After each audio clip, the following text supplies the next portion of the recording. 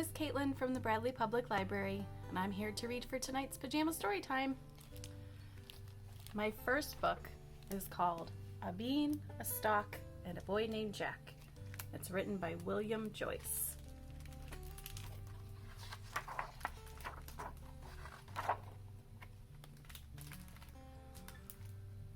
Once upon a time, there was a small greenish bean, regular as they come, the last one out of the pod. Did it look like a bean that would make a difference? Did it look like a bean of destiny? Hardly. But you know, things can happen. There was also a smallish kid with the smallish name of Jack. He had a smallish mom, a smallish dad, a smallish cow, and a smallish farm. That's about it. No great shakes. But like I said, things can happen. Or rather, they didn't. As in, it didn't rain for so long that the crops dried up, and the wells dried up, and the rivers and the lakes and the moats and the bird baths. So the people were thirsty, the fish were uncomfortable, the birds were unbathed, and the king's royal pinky had become stinky. I require that my pinky be made unstinky. Since there was no water to be had, everyone in the kingdom had to cry enough tears so the king could wash his pinky.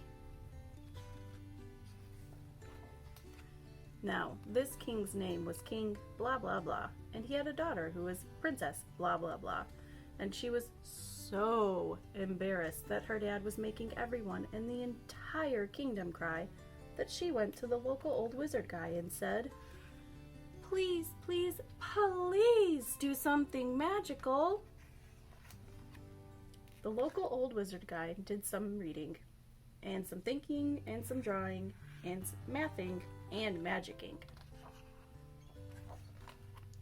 And you know, things started to happen. "Hey, I'm a smallish magic bean," said the bean. "Hey, I'm a smallish regular kid," said Jack. "Well, let's do something big," suggested the bean. "Okay," replied Jack. "I like your style, Jack." "Back at you, bean." "All we need to do is dig a hole, put me in it, smooth the dirt, drip one drop of water, and repeat some magic words 3 times, said the bean.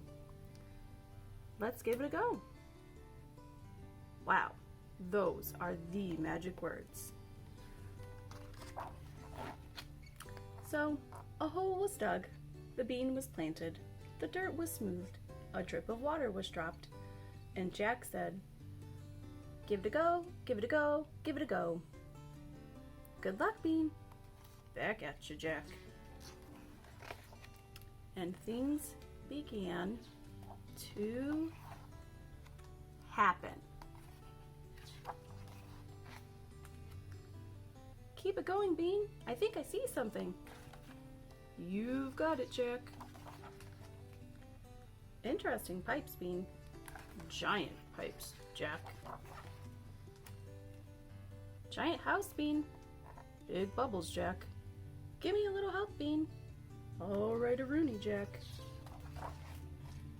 The big bubbles were coming from a really big bathtub in which there sat, guess who?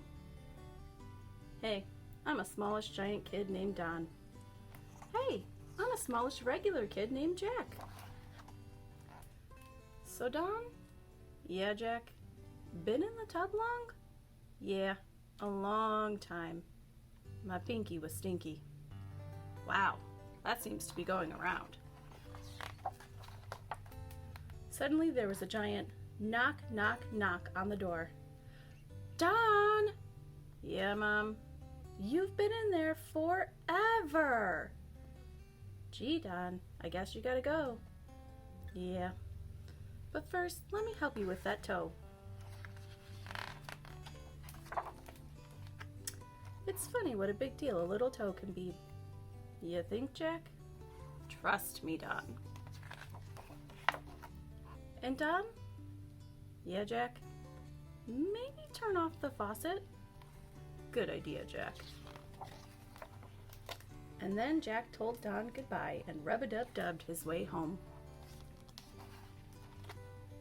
The trip was a bit draining, but then Jack found his old pal.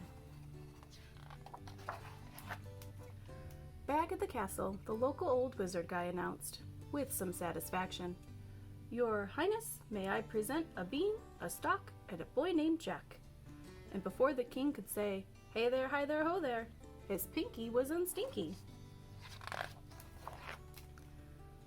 "What a day," said the old wizard guy. "What a bean," said Jack. "What a boy," said the bean.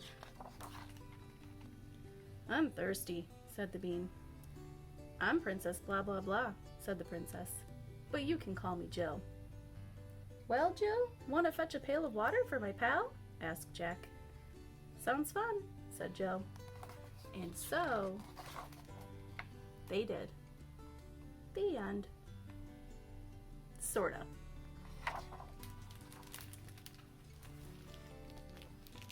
I really love that twist on an old tale. My next book is called I'm a Manatee, and it's written by John Lithgow.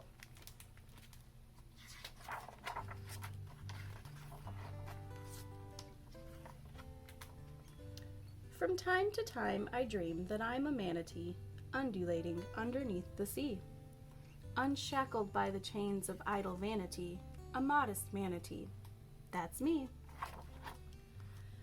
I look just like a chubby brown banana-tea, as I nose along the cozy ocean floor, immune from human folly and inanity. That's why a manatee is such a happy herbivore. I'm a manatee, I'm a manatee. I'm every bit as wrinkled as my granity. No difference between my face and fanity. A noble manatee, that's me. With the dietary habits of a manatee, I never fail to lick my bladder clean. I sprinkle seaweed on my raisin branity, the perfect manatee cuisine. With my wit, sophistication, and urbanity, I dignify my watery domain. No one near will ever hear me use profanity, because a manatee has his image to maintain. I'm a manatee, I'm a manatee. I keep my reputation spick and spanity. No difference between my face and fanity, a stately manatee. That's me. Encumbered by my lumbering giganity, I'm thought to be an ocean-going brute. The least appealing creature on the planety, but to a manatee, I'm cute. I prefer my world of silence and of sanity, but my underwater friends don't all agree. For whenever I am dreaming I'm a manatee, somewhere a manatee is dreaming that he's me. I'm a manatee, I'm a manatee.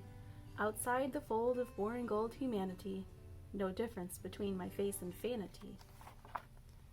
I'm a roly-poly, jolly-roly, sugar-bully, heart and soully, manatee. That's me. The end.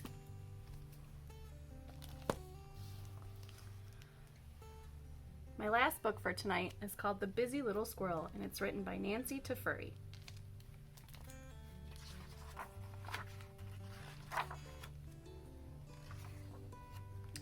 Leaves were falling. The air was getting cold. It was time for Squirrel to get ready for winter. "Squeak, squeak," said Mouse. "Will you nibble a pumpkin with us?" But Squirrel couldn't. He was so busy. "Sweet, sweet," said Bird. "Will you rest on a branch with us?" But Squirrel couldn't. He was so busy. "Croak, croak," said Frog. "Will you hop rocks with us?" But Squirrel couldn't. He was so busy. "Meow, meow," said Cat. "Will you lie in the sun with us?" But Squirrel couldn't. He was so busy. "Woof, woof," said Dog. "Will you run in the field with us?" But Squirrel couldn't. He was so busy.